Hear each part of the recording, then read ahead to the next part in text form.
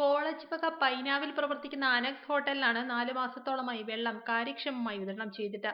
പ്രവർത്തനം ആരംഭിച്ച് കേവലം 8 മാസങ്ങൾ മാത്രമായ ഹോസ്റ്റലിൽ പകുതിക്കാലവും വെള്ളം ലഭിച്ചിട്ടില്ല.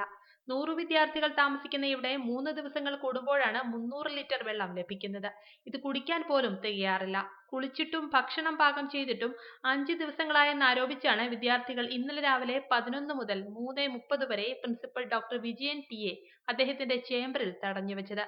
മാസങ്ങളായി പ്രശ്നം പ്രിൻസിപ്പലിന്റെ ശ്രദ്ധയിൽപ്പെടുത്തിയിരുന്നതായും എന്നാൽ അദ്ദേഹം ഇത് അവഗണിച്ചെന്നും വിദ്യാർത്ഥികൾ ആരോപിക്കുന്നു. എന്നാൽ അവഗണന തുടർന്നതാണ് ഇന്നലെ കടുത്ത പ്രതിഷേധത്തിലേക്ക് നീങ്ങുവാൻ കാരണം. ഇടുക്കി സർക്കിൾ ഇൻസ്പെക്ടർ സിവിച്ചൻ ജോസഫിന്റെ മധ്യസ്ഥതയിൽ PTA ഭാരവാഹികളും പ്രിൻസിപ്പലുമായി നടത്തിയ ചർച്ചയിൽ 24 മണിക്കൂറുകൾക്കുള്ളിൽ വെള്ളം എത്തിക്കുമെന്ന ഉറപ്പിൽ വിദ്യാർത്ഥികൾ സമരം അവസാനിപ്പിച്ചു.